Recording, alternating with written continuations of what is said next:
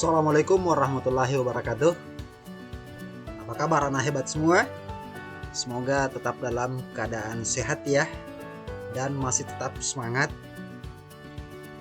Nah, hari ini kita akan belajar lagi pada pembelajaran 6, subtema 1, penemu yang mengubah dunia. Masih tema 3, tokoh dan penemuan. Nah, Kak Syarif akan kembali mengingatkan, masih ingat tentang tokoh penemu lampu pijar? Siapa ya? Dia adalah Thomas Alva Edison. Jadi Thomas Alva Edison telah menemukan lampu pijar yang telah membawa berbagai manfaat dalam kehidupan manusia.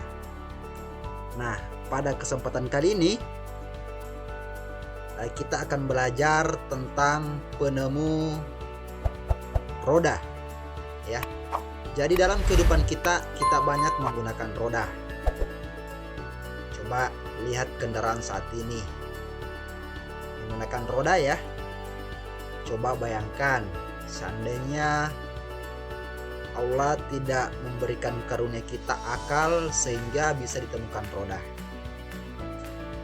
Sulit ya untuk memindahkan sesuatu, misalnya ya, tidak ada roda yang kita gunakan seperti pada benda-benda berat itu. Lemari kita terkadang biasa pasangi roda untuk memudahkan kita memindahkan lemari yang berat tersebut. Nah, pada kesempatan kali ini kita akan belajar lebih lanjut tentang penemuan roda itu. Namun sebelumnya kita lihat dulu tujuan pembelajaran yang akan kita capai pada kesempatan kali ini.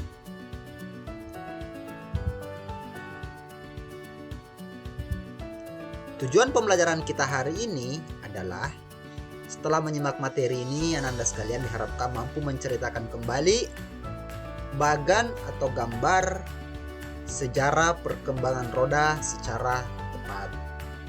Dan yang kedua, Anda sekalian diharapkan mampu mengidentifikasi contoh hak dalam sebuah teks dengan tepat.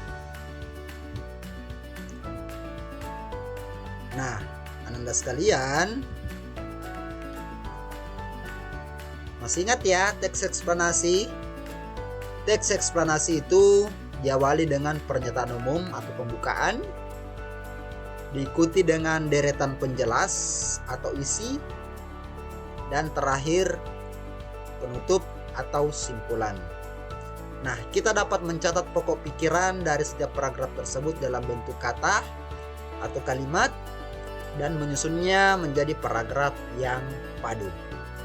Nah, pada pertemuan kali ini Kak Syarif akan memberikan tantangan. Ini adalah sejarah perkembangan roda. Ya. Secara perkembangan roda mulai pada tahun kurang dari atau sebelum 3000 Masehi. Ya. 3000 sebelum Masehi. Ya.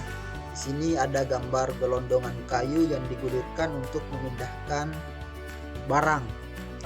Anda sekalian sering menggunakan ini ya, ketika kita misalnya berada di kebun, kita mau memindahkan kayu yang besar, kita menggunakan kayu yang bulat-bulat ya. Nah, baru kita mendorongnya. Terus ditemukan alat pemintal kain ya.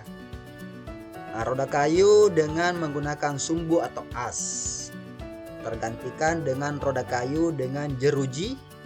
Ada kayu-kayu penyangga ya. Ada kayu penyangga diameter jari-jari ya.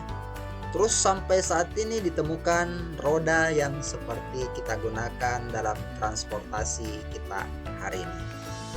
Nah, Anda sekalian, dari perjalanan roda, perkembangan penemuan roda ini, Kak Syarif harapkan Anda sekalian mampu menceritakan menurut bahasa Anda sendiri. Yang mulai dari di atas ini berlanjut sampai ke saat atau masa sekarang ini. Mudah ya tantangan Kak Syarif hari ini. Langkah selanjutnya adalah, masih ingat Ananda ya, apa itu hak? Ya, hak itu adalah sesuatu yang harus diperoleh setiap orang sejak lahir. Jadi sejak kita lahir itu kita sudah mempunyai hak, dan itu tidak boleh dilanggar oleh orang lain ya. Nah, dan kita harus menggunakan hak itu dengan bertanggung jawab supaya tidak merugikan orang lain. Ya. Nah, di sini perhatikan contoh gambar berikut ini. Ini gambar siapa ya? Mungkin Anda sekalian sering berada pada situasi ini di rumah, sedang menonton televisi. Nah, setelah Anda menonton televisi, apa yang Anda lakukan? Apakah membiarkan televisinya menyala sendiri, atau mematikan televisinya setelah tidak ditonton lagi? Ya, yaitu harapannya Anda sekalian adalah setelah tidak menggunakan barang tersebut, setelah tidak menonton televisi, Anda sekalian mematikan atau menonaktifkan televisinya. Begitu pula dengan barang-barang lainnya, seperti saat tidak menggunakan keran air, jadi kerannya ditutup ya, tidak membiarkan keran itu berjalan meskipun kalau sudah tidak terpakai lagi, itu ya. Nah, di sini Kak Syarif ada sebuah cerita pendek yang berjudul Hak dan Tanggung Jawab. Saya bacakan ya. Ani adalah putra bapak dan ibu Yakob. Pak Yakob menyekolahkan Ani di sebuah sekolah yang cukup ternama di desanya. Pak Yakob memenuhi semua kebutuhan sekolah Ani, seperti buku-buku, seragam sekolah, serta peralatan lainnya. Bu Yakob juga selalu membuat bekal makanan sehat untuk Ani di sekolah. Ani sangat bersyukur dengan perhatian ayah dan ibunya. Ia selalu mematuhi nasihat ayah ibu. Ani juga rajin ke sekolah, rajin belajar, dan mengerjakan tugas sekolah tanpa perlu diingatkan. Ani kemudian selalu naik kelas dengan nilai yang memuaskan. Bapak dan ibu Yakob sangat bangga dengan Ani. Untuk memahami atau mengeksplorasi dari isi bacaan tersebut, dari bacaan hak dan tanggung jawab ini, Kak Syarif coba memberikan tantangan. Tantangannya cukup sederhana, yaitu menaklukkan 5 pertanyaan Kak Syarif di sini. Yang pertama, tuliskan hak Ani dalam cerita tersebut. Apa haknya Ani yang terdapat di dalam cerita ini? Masih ingat itu hak? Hak itu adalah sesuatu yang didapatkan sejak lahir. Nah, kalau di sini dalam cerita ini ya. Nah, yang kedua, apakah Ani telah mendapatkan haknya? Nah, silahkan pahami bacaannya. Apa manfaat hak tersebut bagi masa depan Ani? Apakah Ani telah bertanggung jawab atas hak yang telah ia dapatkan? Dan apa yang terjadi jika Ani tidak bertanggung jawab terhadap haknya? Jadi itulah pembelajaran kita hari ini. Semoga Anda sekalian mampu menaklukkan tantangan Kak Syarif hari ini.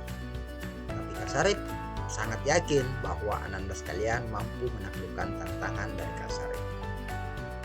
Demikian yang sempat Kak Syarif sampaikan pada hari ini. Semoga Ananda sekalian masih tetap semangat belajar. Silahkan simak materinya dan taklukkan tantangannya. Demikian Kak Syarif akhiri dengan ucapan wabillahi taufiq wal hidayah. Assalamualaikum warahmatullahi wabarakatuh.